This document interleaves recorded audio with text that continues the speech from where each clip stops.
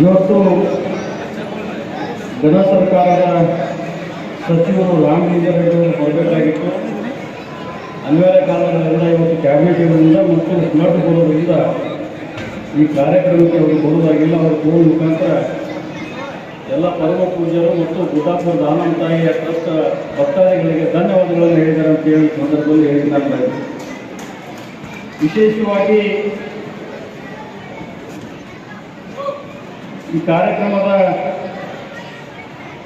ಉದ್ಘಾಟನಾ ಸಮಾರಂಭದ ಪರಮ ಪೂಜ್ಯರು ಮೂಳಕೋಡು ಮತ್ತು ಜಡಗ ಮಠದ ಡಾಕ್ಟರ್ ಮುರುಗೇಂದ್ರ ಮಹಾಸ್ವಾಮಿಗಳ ಪಾದಗಳಲ್ಲಿ ಅನಂತ ಕೋಟಿ ನಮಸ್ಕಾರಗಳನ್ನು ಸಲ್ಲಿಸ್ತೇವೆ. ಅದೇ ರೀತಿ ಅವರು ಶ್ರೀಗಳು ಇವತ್ತು ವಿನಯ ಗುರೂಜಿಯವರು ಕೇವಲ ನಾನು ಫೋನ್ನಲ್ಲಿ ಮಾತನಾಡಿ ಗುರುಜಿ ಇವತ್ತು ಈ ಕಾರ್ಯಕ್ರಮದ ತಾವು ಕೂಡ ಬರಬೇಕು ಅಂತ ಹೇಳಿ ಅಂದಾಗ ಕೇವಲ ಒಂದೇ ಒಂದು ಮಾತಿನಿಂದ ಇವತ್ತು ಕಾರ್ಯಕ್ರಮಕ್ಕೆ ಬಂದಿದ್ದರೆ ಈ ವೇದಿಕೆ ಮುಖಾಂತರ ಅವರಿಗೆ ಕೂಡ ನಾನು ಧನ್ಯವಾದಗಳನ್ನು ಹೇಳಿದ್ದೇನೆ. ಅವಾಗಿನ ನಮ್ಮ ಸರ್ಕಾರದಲ್ಲಿ BS ಯಡಿಯೂರಪ್ಪ ಅವರು ರಾಜ್ಯದ ಮುಖ್ಯಮಂತ್ರಿ ಮಾಜಿ ಮುಖ್ಯಮಂತ್ರಿಗಳು ಬಸವರಾಜ ಬೊಮ್ಮಾಯಿ ಅವರು ಇರ್ತಕ್ಕಂಥ ಸಂದರ್ಭದಲ್ಲಿ ಇವತ್ತು ಒಂದು ಭವ್ಯವಾದ ಒಂದು ಕಟ್ಟಡವನ್ನು ನಿರ್ಮಾಣ ಮಾಡಿದ್ದಾರೆ. ಅವರಿಗೆ ನಾವು ಎಷ್ಟೇ ಧನ್ಯವಾದಗಳು ಹೇಳಲು ತಪ್ಪಾಗಲಿಕ್ಕಿಲ್ಲ ಅಂತಕ್ಕಂಥ ಮಾತನ್ನ ಹೇಳಿಕ್ಕೆ ನಾನು ಬಯಸ್ತೇನೆ. ಎಲ್ಲರಿಗೆ ಒಂದು ವಿಚಿತ್ರ ಇಲ್ಲ. ಇವತ್ತು ನಮ್ಮ ಶಶಿಕಲಾ ಮೇಡಮ್ ಅವರು ವಿನಯ ಒಂದು ಮಾತು ಹೇಳಿದ್ರು ನನಗೆ, ಅಣ್ಣ ನೀ ಇಲ್ಲ ಒಂದು ಅಧ್ಯಕ್ಷ ಆಗಿದೆ ಅಂತ ಹೇಳಿ. ಅಕ್ಕ ನಾನು ಇಲ್ಲಿ ಅಧ್ಯಕ್ಷ ಆಗೋದು ಬದಲಾವಲ್ಲ. ಇಲ್ಲಿ ಏನಿತ್ತಪ್ಪ ಅಂತಂದ್ರೆ ಇಲ್ಲೊಂದು ಸಮಸ್ಯೆ ಇತ್ತು. ಅದೇನೋ ಸಮಸ್ಯೆ ಬಗೆಹರಿಸತಕ್ಕಂಥದ್ದು ನಾನು ಚುನಾವಣೆ ನಿಂತು ಸೋತಿರ್ಬೋದು, ಆದ್ರೆ ಸ್ವಲ್ಪ ಮತಗಳಿಂದ ಸೋತೀನಿ. ತಾಯಿ ನೀನು 4 ಸಲ ಸೋತಿ ಮಗನೇ, ಈ ಸರ್ತಿ ನಾನು ಸೇವೆ ಮಾಡುವ ಅಂತ ಹೇಳಿ ನನಗೆ ಕರ್ಸಗಳಂತ ಈ ಸಂದರ್ಭದಲ್ಲಿ ಹೇಳಿ ನಾನು ಬಯಸ್ತೇನೆ. ಮಾಧ್ಯಮದ ಸ್ನೇಹಿತರು ಕೂಡ ನಿನ್ನೆ ಬಹಳ ದೊಡ್ಡ ಪ್ರಮಾಣದಲ್ಲಿ ಇವತ್ತು ಟಿವಿ ಮಾಧ್ಯಮದಲ್ಲಿರ್ಬೋದು, ಪೇಪರ್ನಲ್ಲಿರ್ಬೋದು ಬಹಳ ದಾನಂತಾಯಿ ಬಗ್ಗೆ ಅನೇಕ ವಿಚಾರಗಳನ್ನ ತಾವು ತರಿಸಿದ್ರಿ. ಅವರಿಗೂ ಕೂಡ ನಾನು ಧನ್ಯವಾದಗಳನ್ನು ಹೇಳಿ ಬಯಸ್ತೇನೆ. ಮಗ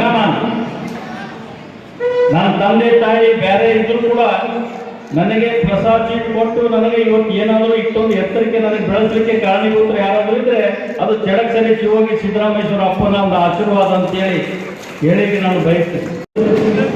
ಪ್ರತಿನಿತ್ಯ ಪ್ರತಿಯೊಂದು ಇವತ್ತು ಮಠದಲ್ಲಿ ದಾಸೋಹ ನಡೀತಕ್ಕಂಥದ್ದು ನೀವೆಲ್ಲ ಕಣ್ಣಾರೆ ನೋಡಿದ್ದೇವೆ.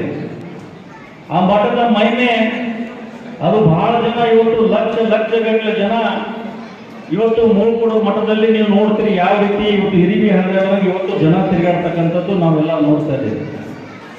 ಆದರೆ ಅಂತ ಪರಮ ಪೂಜರು ಇವತ್ತು ಬಂದು ಶಶಿಕಲಾ ಮೇಡಮ್ ಅವರು ಮತ್ತು ವಿನಯ ಗುರುಜಿ ಮತ್ತು ಇವತ್ತು ಪರಮ ಪೂಜ್ಯ ಮುರುಘರಾಜೇಂದ್ರ ಮಹಾಸ್ವಾಮಿಗಳ ನೇತೃತ್ವದಲ್ಲಿ ಏನು ಇವತ್ತು ಇದು ಉದ್ಘಾಟನೆ ಆಗಿದೆ.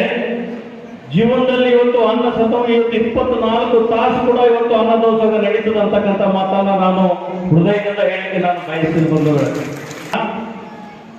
ಕರ್ನಾಟಕದಲ್ಲಿ ನಡ್ಕೊಂಡು ಬರ್ತಿರ್ತಾರೆ. ಅವ್ರ ಪಾದಯಾತ್ರೆಗೆ ಹೆಂಗ್ ಬರ್ತಾರಪ್ಪ ಅಂತಂದ್ರೆ ಅವರಿಗೆ ಒಂದು ಕಾಲಿಗೆ ಕೂಡ ಏನೂ ಆಗಿರಲಿಲ್ಲ. ನಾವು ಕೂಡ ದಾಸೋಹನ ಎಲ್ಲೆಲ್ಲಿ ಹಾದಿಯಲ್ಲಿ ತಾಮರ ಸೇವೆಯನ್ನ ಸಲ್ತಕ್ಕಂಥ ಭಕ್ತರು ಬಹಳ ಜನ. ಆದ್ರೆ ಇವತ್ತು ನಮ್ಮ ಭಕ್ತರು ಕರ್ನಾಟಕದಲ್ಲಿ ಭಕ್ತರು ಬಹಳ ಹೃದಯವಂತರು. ದಾನಂತಾಯಿ ವರದಾನಿ ದಾನಂತಾಯಿ ಯಾರಿಗೆ ನಮಸ್ಕಾರ ಮಾಡಿ ಹೃದಯದಿಂದ ಪ್ರಾರ್ಥನೆ ಮಾಡ್ಕೊಂಡವರಿಗೆ ಯಾವುದೇ ಜೀವನದಲ್ಲಿ ಕೈ ಬಿಟ್ಟಿಲ್ಲ ಅಂತಕ್ಕಂಥ ಉದಾಹರಣೆ ಇವತ್ತು ದಾನಂತಾಯಿ ಆಶೀರ್ವಾದ ಎಲ್ಲರ ಮೇಲೆ ಇದೆ ಅಂತಕ್ಕಂಥ ಮಾತು ನಾನು ಹೇಳಿ ನಾನು ಬಯಸ್ತೇನೆ. ಇವತ್ತು ಪರಮ ಪೂಜೆ ಮೂಳಕೋಡು ಮಠದ ಪರಮ ಪೂಜೆರು ಕೂಡ ಯಾವ ರೀತಿ ಇವತ್ತು ಮೂಳಕೋಡು ಮಠದಲ್ಲಿ ದಾಸೋಹ ನಡೀತದೆ. ಇವತ್ತು ದಾನಂತಾಯಿ ಇವತ್ತು ನಾನು ಕೇವಲ 1 ತಿಂಗಳಲ್ಲಿ ನಾನು ಅಧಿಕಾರವನ್ನು ಸ್ವೀಕಾರ ಮಾಡಿದ್ದೀನಿ. ಆದರೆ ಅಧಿಕಾರ ಸ್ವೀಕಾರ ಮಾಡತಕ್ಕಂಥ ಸಂದರ್ಭದಲ್ಲಿ ನಾನು ಶಾಸಕನಾಗಿ ಪ್ರಮಾಣ ವಚನ ಸ್ವೀಕಾರ ಮಾಡಲಿಲ್ಲ. ಆದರೆ ಇಲ್ಲಿ ದಾನಂತಾಯಿ ಟ್ರಸ್ಟಿನ ಅಧ್ಯಕ್ಷ ಆದ ನಂತರ ಇಲ್ಲಿ ಪ್ರಮಾಣ ವಚನವನ್ನ ಬೋಧಿಸಿದ್ರು ನಮಗೆ. ಆ ಪ್ರಮಾಣ ವಚನ ಯಾವ ರೀತಿ ಆಯ್ತಪ್ಪ ಅಂತಂದ್ರೆ, ದಾನಂತಾಯಿ ಆ ಹೆಸರಿನಿಂದ ನಾನು ಯಾವ ಗುರು ನನ್ನನ್ನು ಬೆಳೆಸಿ ನನ್ನನ್ನು ಈ ಮಟ್ಟಿಗೆ ತರ್ತಕ್ಕಂಥ ಚಡಕ್ಸರಿ ಶಿವೋಗಿ ಸಿದ್ದರಾಮೇಶ್ವರ ಅಪ್ಪನ ಹೆಸರಲ್ಲಿ ನಾನು ಆಡಿ ತಿಂದು ಇಲ್ಲಿ ರಾಜಕಾರಣ ಮಾಡಂಗಿಲ್ಲ, ನಿಮ್ಮ ಹೆಸರಲ್ಲಿ ಗಲತ್ ತರ್ತಕ್ಕಂಥ ಕೆಲಸ ಮಾಡಂಗಿಲ್ಲ, ಗುಡ್ಡಾಪುರ ದಾನಂತಾಯಿ ಸೇವೆ ಮಾಡಿ ನಿಮ್ಮ ಹೆಸರು ತರ್ತೀನಿ ಅಂತಕ್ಕಂಥ ಒಂದು ಪ್ರತಿಜ್ಞೆಯನ್ನು ನಾನು ಮಾಡಿದ್ದೀನಿ. ವಿನಯ್ ಗುರುಜಿ ಅವರು, ಅವ್ರ ಬಗ್ಗೆ ನಾನು ಎಷ್ಟೇ ಹೇಳ್ಬೇಕಂತ ಬಹಳ ವರ್ಷಗಳಿಂದ ನಾನು ಏನೋ ಒಂದು 5-6 ವರ್ಷದಿಂದ ಪರಮ ಪೂಜ್ಯ ವಿನಯ್ ಗುರುಜಿ ಅವ್ರು ನಾನು ಭೇಟಿ ಆಗ್ಬೇಕು ಅನೇಕ ರಾಜಕಾರಣಿಗಳು ನನಗೆ ಹೇಳ್ತಿದ್ರು. ಆದ್ರೆ ಅವರು ಯಾವುದೇ ರಾಜಕೀಯ ವಿಷಯದಲ್ಲಿ ಅವರು ಗುರುತಿಸ್ಕೊಳ್ಳತಕ್ಕಂಥ ಅವಧೂತ ಮಹಾರಾಜ್. ಆದ್ರೆ ಯಾರಿಗೆ ಬಂದವರಿಗೆ ಎಲ್ಲರಿಗೆ ಆಶೀರ್ವಾದ ಮಾಡಿ ಕಳಿಸ್ತಕ್ಕಂಥ ಇವತ್ತು ವಿನಯ್ ಗುರುಜಿ ಅವರು ಇವತ್ತು ಆಷಾಢ ಮಾಸದಲ್ಲಿ ದಾನಂತಾಯಿ ಆಶೀರ್ವಾದಗಳು ಬಂದಿದ್ದಾರೆ. ಇವತ್ತು ನಮ್ಮೆಲ್ಲರ ಪುಣ್ಯ ಅಂತ ಹೇಳಿ ಈ ಸಂದರ್ಭದಲ್ಲಿ ನಾನು ಹೇಳಲಿಕ್ಕೆ ನಾನು ಬಯಸ್ತೀನಿ ಬಂಧುಗಳೇ. ದಾನಂತಾಯಿಯನ್ನ ಹೋಗ್ತೀವಿ, ಯಾಕಂದ್ರೆ ಅವತ್ತು ಬಸವಣ್ಣನವರ ಕಾಲದಲ್ಲಿ ಶರಣರು ಹೇಳ್ತಾರೆ ಮಲ್ಲಿಕಾರ್ಜುನ ಅಂತ ಹೇಳಿ ಹೇಳ್ತಾರೆ. ಹಾಗಾಗಿ ಇವತ್ತು ಗುಡ್ಡಾಪುರ ದೇವಿ ದಾನಮ್ಮ ದೇವಿಯನ್ನು ನೋಡ್ತಾರೆ. ಇದೀಗ ನೀವೆಲ್ಲರೂ ನೋಡಿದ್ರೆ ದಾನಮ್ಮ ದೇವಿ ಅಂತ ಅಂದ ತಕ್ಷಣ ಈ ಗುಡ್ಡಾಪುರ ಇರೋದು ಮಹಾರಾಷ್ಟ್ರದಲ್ಲಿ. ಆದ್ರೆ ಇಲ್ಲಿ ಬರ್ತಕ್ಕಂಥ ಭಕ್ತರು 90% ನಿಜವನ್ನ ಹೇಳಿದಂಗ ಕರ್ನಾಟಕದ ಭಕ್ತರು. ಅದರಲ್ಲಿ ಕರ್ನಾಟಕದ ಭಕ್ತರಲ್ಲೂ ಕೂಡ ಮಹಿಳೆಯರು ತಾಯಂದಿರು ಬಹಳಷ್ಟು ಜನ ದಾನಮ್ಮನಿಗೆ ಬರುವಂತ ರೂಢಿ. ಅದು ಹೇಗೆ ಬರ್ತಾರೆ ಅಂತಂದ್ರ ಎಲ್ಲರೂ ಕೂಡ ಪಾದಯಾತ್ರೆಯ ಮುಖಾಂತರ ಈ ದಾನಮ್ಮ ದೇವಿಗೆ ಬರುವಂತ ಒಂದು ರೂಢಿ ನಮ್ಮ ಉತ್ತರ ಕರ್ನಾಟಕದ ತಾಯಂದರಲ್ಲಿ ಬಹಳ ಅಂತ ಹೇಳಿ ನಾವು ನೋಡ್ತಾ ಇದ್ದೀವಿ. ಹಾಗಾಗಿ ಆ ದಾನಮ್ಮನ ಸೇವೆ ಮಾಡುವಂತ ಒಂದು ಅವಕಾಶ, ಅದೇ ರೀತಿಯಾಗಿ ಏನೋ ಒಂದು ಪೂರ್ವ ಜನ್ಮದ ಸಂಬಂಧ ಋಣಾನುಬಂಧ ಇರ್ಬೋದು.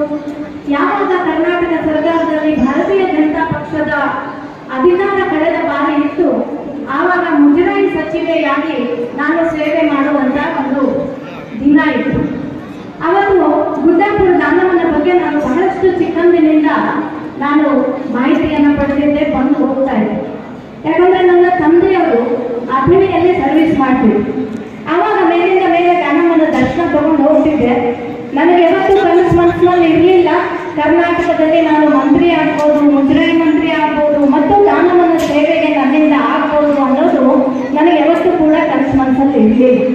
ಆದರೆ ಆ ದಾನಮ್ಮ ತಾಯಿಯ ಆಶೀರ್ವಾದದಿಂದ ಯಾವಾಗ ಮುಜರಾಯಿ ಇಲಾಖೆಯನ್ನ ಸಚಿವ ಸ್ಥಾನವನ್ನ ನಾನು ತಗೊಂಡೆ, ಆವಾಗ ನನ್ನ ತಲೆಯಲ್ಲಿ ಮೊದಲಿಗೆ ಬಂದಿದ್ದು ದಾನಮ್ಮನಿಗಾಗಿ ಇಲ್ಲಿ ಸೇವೆ ಮಾಡುವಂತ ಒಂದು ಅವಕಾಶವನ್ನ ನಾನು ಮಾಡಬೇಕು. ಸುಮಾರು ವರ್ಷಗಳ ಹಿಂದೆ ನಾನು ನನ್ನ ಯಜಮಾನರು ಎಲ್ಲರೂ ಬಂದಾಗ ಟ್ರಸ್ಟ್ ಅಧ್ಯಕ್ಷರು ನನ್ನ ಹತ್ರ ಹೇಳಿದ್ರು. ಸುಮಾರು 2008ರಲ್ಲಿ ಅಂದ್ರೆ ಅವಾಗೂ ಕೂಡ ಭಾರತೀಯ ಜನತಾ ಪಾರ್ಟಿಯ ಸರ್ಕಾರ ಇತ್ತು. ಸನ್ಮಾನ್ಯ ಮುಖ್ಯಮಂತ್ರಿಗಳಾಗಿ ಯಡಿಯೂರಪ್ಪಾಜಿಯವರು, ಸದಾನಂದ ಗೌಡ್ಜಿಯವರು ಮತ್ತು ನಮ್ಮ ಜಗದೀಶ್ ಶೆಟ್ಟರ್ಜಿಯವರು.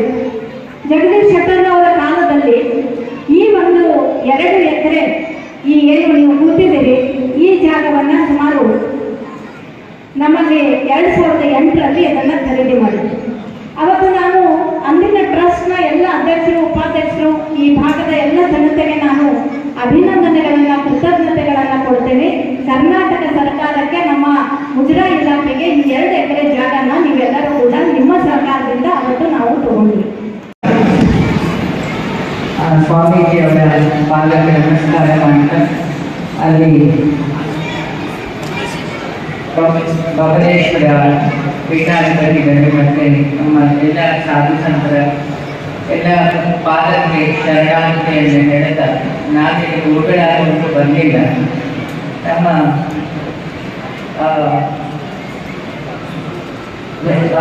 ನಾವು ಅವರಿಗೆ ಗಣಪತಿ ಅಂತ ಹೇಳಿ ನಾನೇ ಹಾಗಾಗಿ ಒರಿಜಿನಲ್ ಹೆಸರು ಮರ್ತೋಯ್ತು.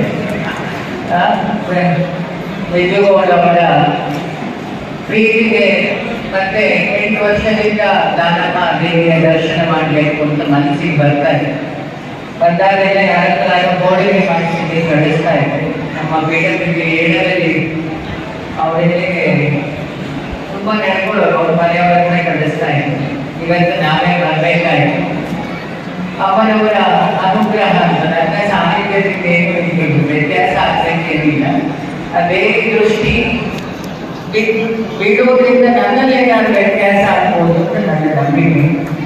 ಮತ್ತೆ ಈ ಭಕ್ತರ ನೋಡ್ಬೇಕಂತ ಹೇಳಿದ್ರೆ ನಮ್ಮ ಉತ್ತರ ಕರ್ನಾಟಕ ಈ ಕಡೆ ಬರ್ಬೇಕು. ಇಲ್ಲೆಲ್ಲ ಭಕ್ತಿ ಪ್ರಾಮುಖ್ಯ, ಶಾಸ್ತ್ರ ಪ್ರಾಮುಖ್ಯ.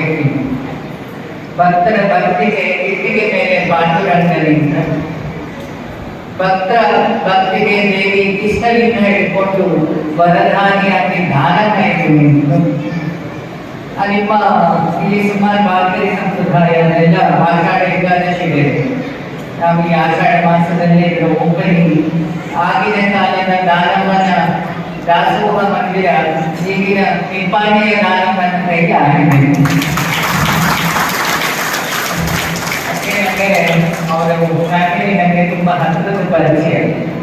ನಾನೊಂದು 50 ಅಪ್ಲಿಕೇಶನ್ ಕೊಡ್ತಾ ಇದ್ದ ಶ್ರೀನಿವಾಸ ಪೂಜಾರಿ ನಾನು ಇಡೀ ಜಗತ್ತದ ಮನೆ ಇಟ್ಕೊಂಡು ನಿಮಗೆ ವಿಚಿತ್ರ ಕಂಡಿರ್ಕೊಂಡು ಕೊಟ್ಟು ಸನ್ಮಾನೆಯಾಗಿ ಕಾನ್ಸ್ಟೇಬಲ್ ಕೊಡ್ತಿದ್ರು. ನೋಡಿ ಜಗತ್ತು ಕಾಯೋ ದಾನಮ್ಮ ಒಬ್ಬ ಇದ್ದಾಳೆ, ನಿಮ್ಮ ಊರು ಕಾಯೋ ದಾನಮ್ಮ ಕಾನ್ಸ್ಟೇಬಲ್. ಯಾದೇವಿ ಸರ್ವಭೂತೇಷು ಶ್ರೀರೂಪೇಣ ಸಂಸ್ಥಿತ. ಈ ದುರ್ಗಾ ಸಪ್ತಶತಿಯ ಮಂತ್ರವನ್ನು ನಾವು ಒಪ್ಪುವುದು ಹೌದಾದ್ರೆ ಪ್ರತಿ ಹೆಣ್ಣನ್ನು ದೇವಿಯನ್ನು ನೋಡ್ಲಿಕ್ಕಾಗ ಅಲ್ವಾ?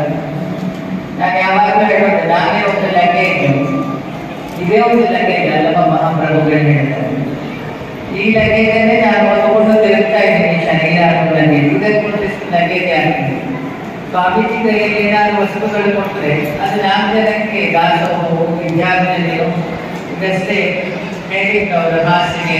ನಮಗೆ ಅವಾಗ ಅನ್ಸುತ್ತೆ, ನಾನು ಯಾವಾಗ ಇವತ್ತಷ್ಟೇ ನಮ್ಮ ವಿದ್ಯುಗೌಡ ಅವರ ಹತ್ರ ಹೇಳ್ತಾ ಇದ್ದೆ, ನಮ್ಮ ಈ ಕಡೆ ಏನಾದ್ರು ಭಕ್ತಿ, ವಿದ್ಯಾಭ್ಯಾಸ, ಧೈರ್ಯ, ಆಶ್ರಯ, ಲಿಂಗ ಪೂಜೆ ಏನಾದ್ರು ಬದುಕಿದ್ರೆ ಅದೆಲ್ಲ ನಿಮ್ಮ ಇಲ್ಲಿನ ಸ್ವಾಮೀಜಿಗಳಿಂದ. ಲಿಮಿಟೇಷನ್ ಇದೆ, ಧರ್ಮಕ್ಕೆ ಮಠಕ್ಕೆ ಲಿಮಿಟೇಷನ್. ನಮಗೆ ಅಂಬಾಪುರಿ ಶ್ರೀಗಳ ಒಬ್ಬರಿಗೆ ಸನ್ಮಾನ ಮಾಡಿದ್ರು.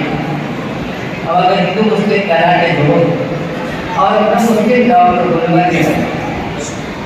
ಅವಾಗ ಅನ್ಕೊಂಡೆ, ಈ ಶಿವ ಅಂದ್ರೆ ಎಲ್ಲರನ್ನೂ ಪ್ರೀತಿಸೋ ತತ್ವ ಅಲ್ವಾ? ನಿಮಗೆ ನಮಸ್ಕಾರ ಮಾಡಿ ಸುಮಾರು ಜನ ಇಲ್ಲಿ ಭಸ್ಮ ಧರಿಸಿದವರಿದ್ದೀರಿ, ಲಿಂಗಧಾರಣೆ ಮಾಡಿದವರಿದ್ದೀರಿ. ಯಾವಾಗ ಶರೀರಕ್ಕೆ ಲಿಂಗ ಸ್ಪರ್ಶ ಆಗುತ್ತೋ ಅವತ್ತಿಂದ ಒಂದು ದೇವಸ್ಥಾನ ಅಂತ ನನ್ನ ನಂಬಿಕೆ. ಆ ದೇವಸ್ಥಾನಕ್ಕೆ ನಮಸ್ಕಾರ ಮಾಡಿ ಈಚೆ ಬಂದೆ. ಇನ್ನೊಂದು, ಇಲ್ಲೆಲ್ಲ ಭಕ್ತರಿಗೆ ಆ ಭಕ್ತರ ಶಕ್ತಿ ಎಲ್ಲ ದಾಸೋಹ ಮಂಟಪ ಆಗುವುದಾಗಲಿ ಅದಕ್ಕೆಲ್ಲ ಕಾಲ ಕೊಡಬೇಕಾಗಿ.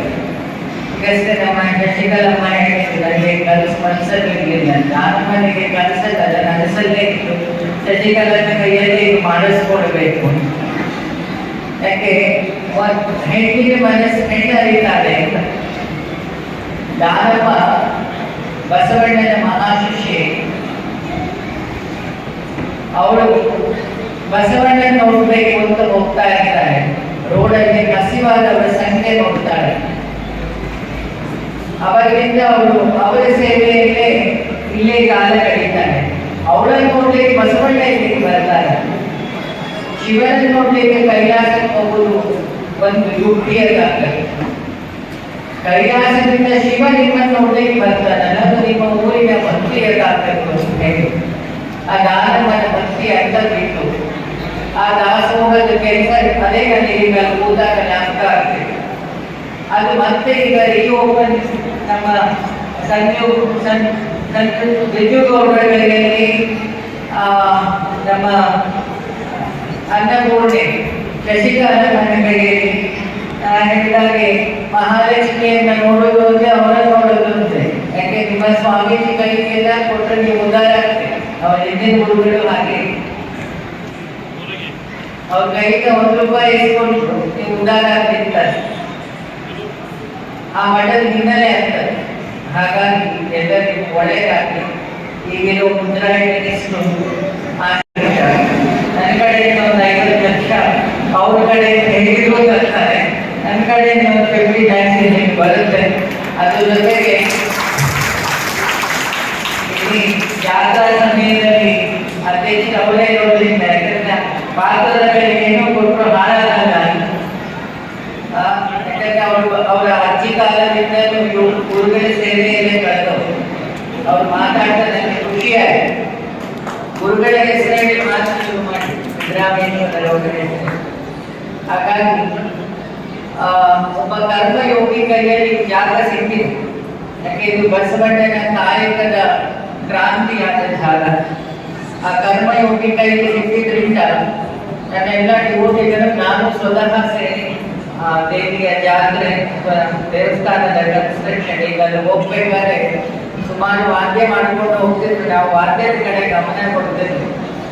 ನಾವು ನೋಡ್ತಿದ್ರೆ ಆ ದೇವಸ್ಥಾನದಲ್ಲಿ ಏನೆಲ್ಲ ಅಗತ್ಯ ಇದೆ, ಹಾಗಾಗಿ ಆ ಅಗತ್ಯದ ಕೆಲಸವನ್ನು ಪೂರೈಸುವ ಅದು ನಮಗೆ ಆಷಾಢ ಮಾಸದಲ್ಲಿ ದೇವಿಗೆ ನಾನು ಕೊಡೋ ಒಂದು ದಕ್ಷಿಣೆ ಅಂತ ಅನ್ಕೊಂಡು ಇಂಥ ಒಳ್ಳೆ ಕೆಲಸಕ್ಕೆ ನಮ್ಮನ್ನ ಕರೆದಿದ್ದೀರಿ, ಸಂತೋಷದ ವಿಚಾರ.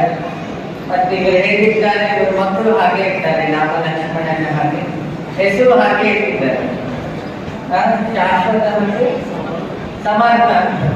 ಒಬ್ಬ ಕೆಲಸದಲ್ಲಿ ಇನ್ನೊಂದು ಜನರನ್ನ ಶಾಶ್ವತವಾಗಿ ಪ್ರೀತಿಸೋ ಹೆಸರನ್ನು ಶಾಶ್ವತ ಅಂತ. ಹಾಗಾಗಿ ಆ ಹುಡುಗರಲ್ಲೂ ಆ ಗುರು ಬದುಕಿದೆ. ಯಥಾ ರಾಜ ತಥಾ ಪ್ರಜಾ ಅಂತ ಹಾಗೆ ಸಂಜೆಗೂ ಮಕ್ಕಳು ಹಾಗೆ ಇರ್ತಾರೆ. ನಿಮ್ಮ ಉತ್ತರ ಕರ್ನಾಟಕದ ಮಣ್ಣಲ್ಲೂ ಸಂಸ್ಕಾರ ಇದೆ. ಇಲ್ಲಿಂದಲೇ ನಿಮ್ಮೆಲ್ಲರಿಗೂ ನಮಸ್ಕಾರ ಮಾಡ್ತಾ ನಾನಿನ್ನು ನನ್ನ ಊರಿಗೆ ಹೋಗಬೇಕಿಲ್ಲ. ಹಾಗಾಗಿ ಎಲ್ಲರಿಗೂ ಒಳ್ಳೇದಾಗ್ತದೆ. ಎಲ್ಲ ಗುರುಗಳಿಗೂ ಹೆಸರು ನನಗೆ ಬಾಯಿಗೆ ಬರಲಿಲ್ಲ. ಹಾಗಾಗಿ ಎಲ್ಲ ಶಿವ ಮಂದಿರಕ್ಕೂ ನಮಸ್ಕಾರ ಮಾಡ್ತಾ, ಎಲ್ಲ ಶಿವ ಭಕ್ತರಿಗೆ ನಮಸ್ಕಾರ ಮಾಡ್ತಾ ನಾನು ಮಾಡ್ತೀನಿ.